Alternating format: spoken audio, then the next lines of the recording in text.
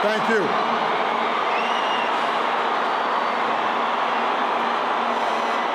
Thank you so much.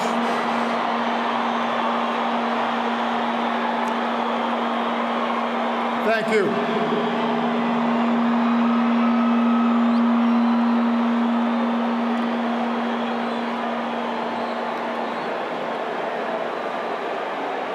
To Graça Machel and the Mandela family, to President Zuma and members of the government, to heads of states and government, past and present, distinguished guests, it is a singular honor to be with you today, to celebrate a life like no other. To the people of South Africa,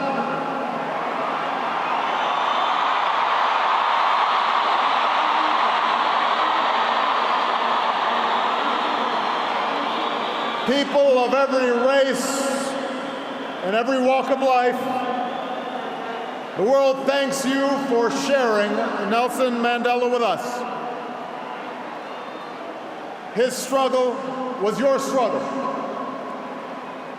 His triumph was your triumph.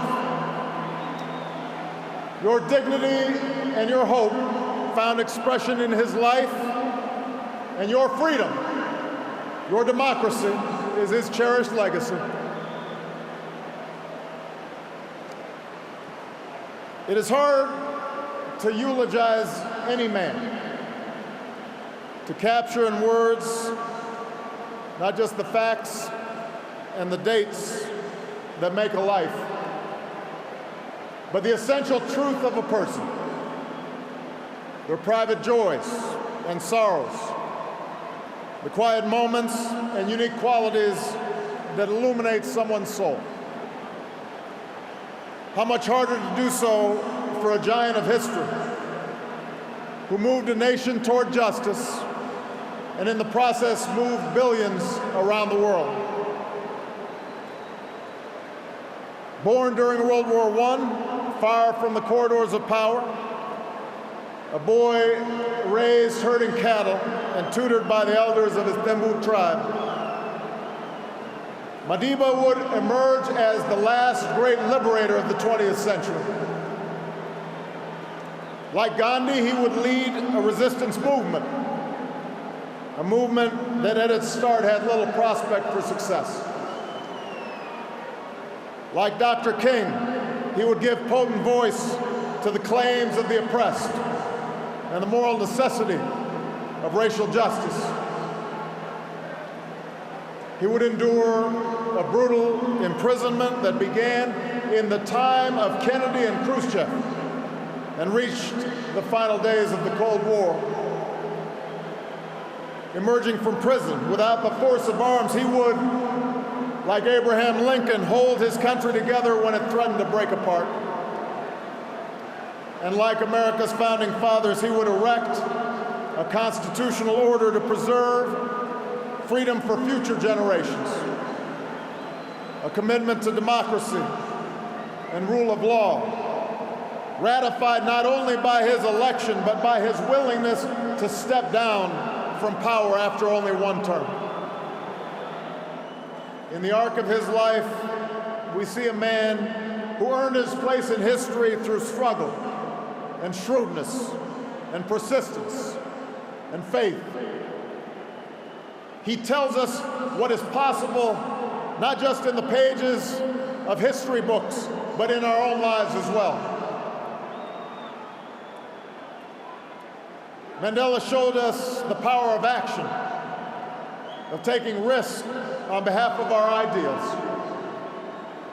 Perhaps Mandela was right that he inherited a proud rebelliousness, a stubborn sense of fairness from his father. And we know he shared with millions of black and colored South Africans the anger born of 1,000 slights, 1,000 indignities, 1,000 unremembered moments, a desire to fight the system that imprisoned my people, he said. But like other early giants of the ANC, the Sisulus and the Tambos,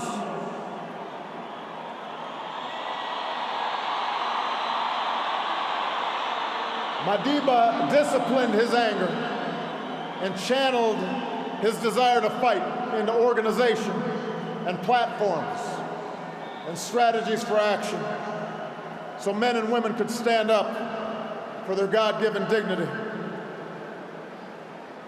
Moreover, he accepted the consequences of his actions, knowing that standing up to powerful interests and injustice carries a price. I have fought against white domination, and I have fought against black domination. I've cherished the ideal of a democratic and free society in which all persons live together in harmony and equal opportunities. It is an ideal which I hope to live for and to achieve, but if needs be, it is an ideal for which I am prepared to die.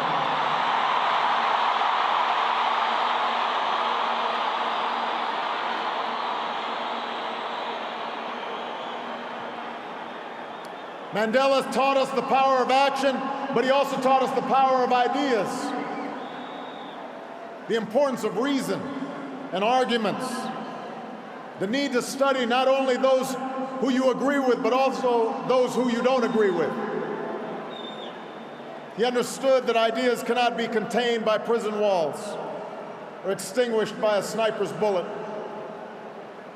He turned his trial into an indictment of apartheid because of his eloquence and his passion, but also because of his training as an advocate.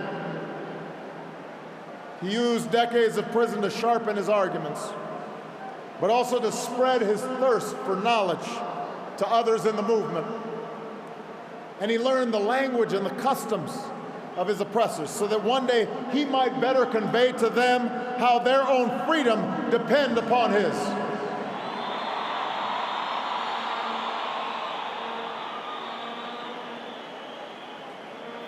Mandela just demonstrated that action and ideas are not enough.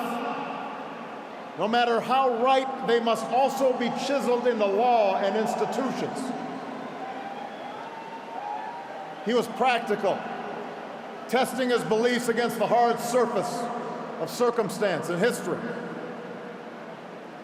On core principles, he was unyielding, which is why he could rebuff offers of unconditional release, reminding the apartheid regime that prisoners cannot enter into contracts.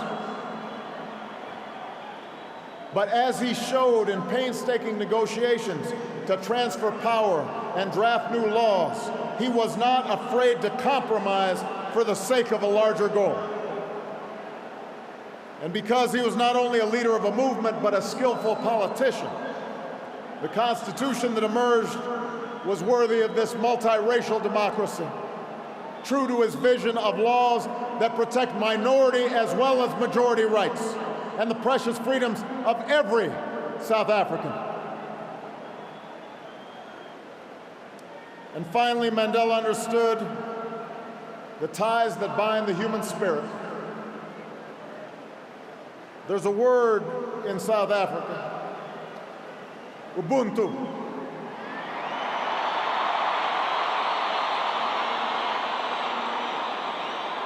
A word that captures Mandela's greatest gift. His recognition that we are all bound together in ways that are invisible to the eye. That there's a oneness to humanity. That we achieve ourselves by sharing ourselves with others and caring for those around us. We can never know how much of this sense was innate in him or how much was shaped in a dark and solitary cell. It took a man like Madiba to free not just the prisoner, but the jailer as well. To show that you must trust others so that they may trust you. To teach that reconciliation is not a matter of ignoring a cruel past, but a means of confronting it with inclusion and generosity and truth. He changed laws, but he also changed hearts. For the people of South Africa, for those he inspired around the globe, Madiba's passing is rightly a time of mourning and a time to celebrate a heroic life. But I believe it should also prompt in each of us a time for self-reflection. With honesty, regardless of our station or our circumstance, we must ask, how well have I applied his lessons in my own life?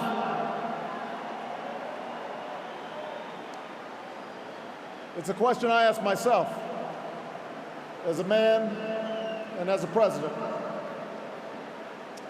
We know that, like South Africa, the United States had to overcome centuries of racial subjugation. As was true here, it took sacrifice, the sacrifices of countless people, known and unknown, to see the dawn of a new day. Michelle and I are beneficiaries of that struggle.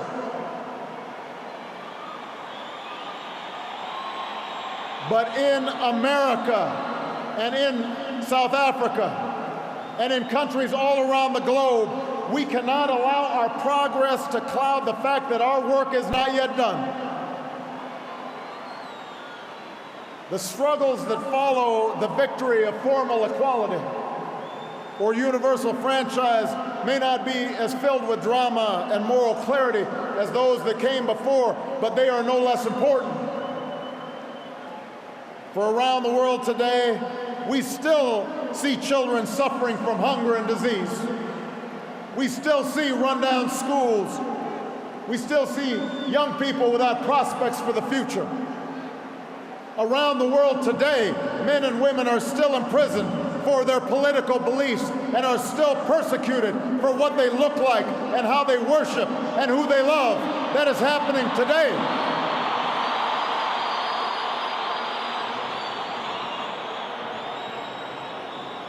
And so we too must act on behalf of justice. We too must act on behalf of peace. There are too many people who happily embrace Madiba's legacy of racial reconciliation, but passionately resist even modest reforms that would challenge chronic poverty and growing inequality. There are too many leaders who claim solidarity with Madiba's struggle for freedom, but do not tolerate dissent from their own people.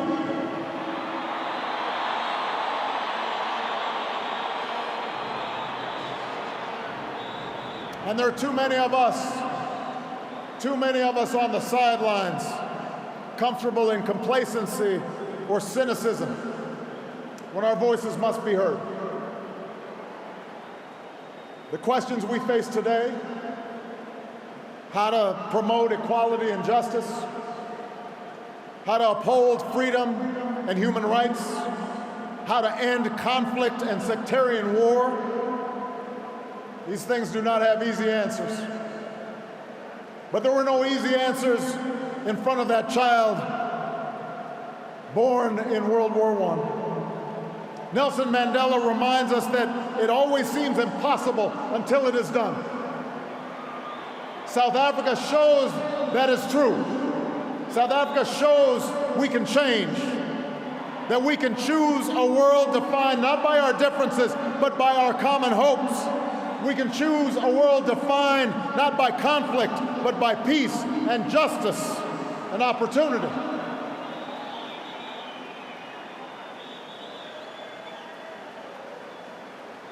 We will never see the likes of Nelson Mandela again.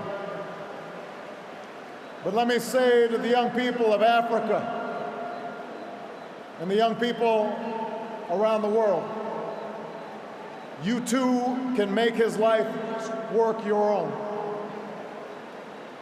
Over 30 years ago, while still a student, I learned of Nelson Mandela and the struggles taking place in this beautiful land, and it stirred something in me.